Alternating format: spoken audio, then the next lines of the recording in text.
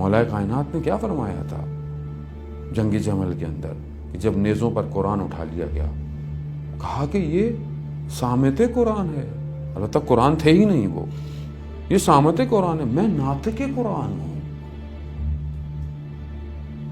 لیکن اگر ہماری زندگی میں یہ قرآن نہ ہو، قرآن کہاں ہے ہماری زندگی میں؟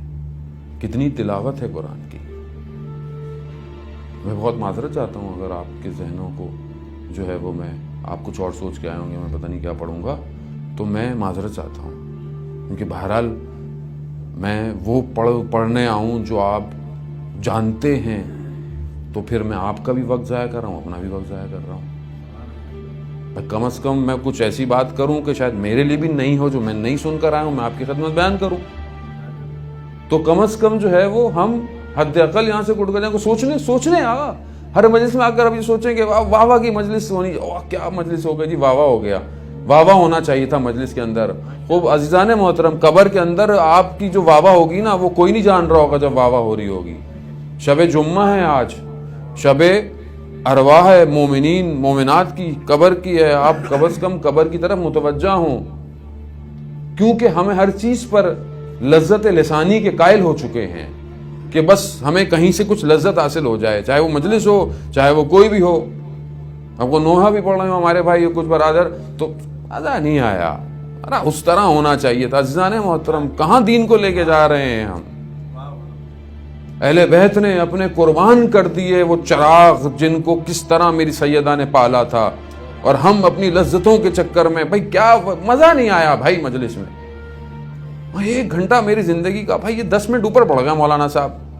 عزیزان محترم، کہ کیش کی کوئی ڈیل ہو رہی ہے آپ کی، کوئی آپ سلاٹ لے کر آئے ہیں، ذکر ہے یہ، یقیناً اس میں ہر چیز کی پابندی کے اوقات ہونے چاہیے، زندگی نظم ہونی چاہیے. میرا مولا کہتا ہے کہ اپنے امروں کو، اپنے امور کو منظم کر لو، زندگی نظم ہونی چاہیے.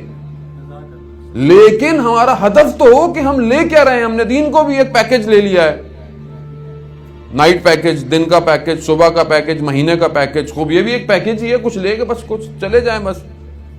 ہم اپنی حالت تو دیکھیں عزیزان محترم، ہم کس طرح دین سے اور اپنے علماء کے ساتھ بیہیویئر پر رہیں گے جیسے بس ہی جسٹ این امپلائی. عزیزان محترم، روحانی ڈاکٹر ہے عالم دین. اگر یہ نہ ہو تو آپ کے نکاحوں کا اشکال ہو جائے گا. اگر یہ نہ ہو تو آپ اپنے مردے کو دفن نہیں کر سکتے. مگر کیونکہ ہر چیز مادی ہے تو مادے سے دیکھو بس. نہیں عزیزان محترم، اگر مادی چیزیں ہوتی تو میرا رسول جا کر طائف شہر کے باہر دیوار سے کھڑا ہو کر لہو لہان، اور حضرت جبرائیل کہتے یا رسول اللہ حکم دیں تو میں ان پہاڑوں کو، ان وادیوں پہ گرا دوں. کہا نہیں، شاید کوئی ایک شخص ہدایت پا جائے، شاید کوئی ایک شخص ہدایت پا جائے.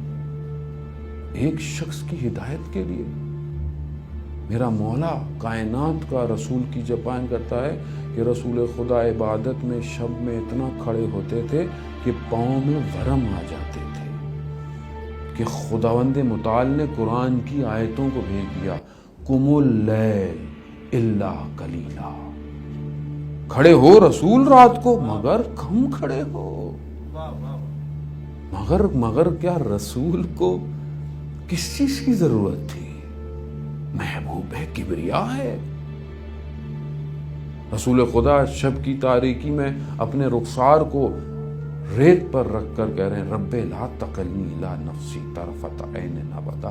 اے میرے پروردگار، مجھے پلک جھپکنے کے لمحے کے برابر بھی میرے حال پر مت چھوڑ. ازواج رسول کہا یا رسول اللہ آپ کو کیا ہو گیا ہے، آپ کیوں ایسا کر رہے ہیں؟ تو میرے رسول نے فرمایا مگر کیا میں خدا کا شکر گزار بندہ نہ رہوں؟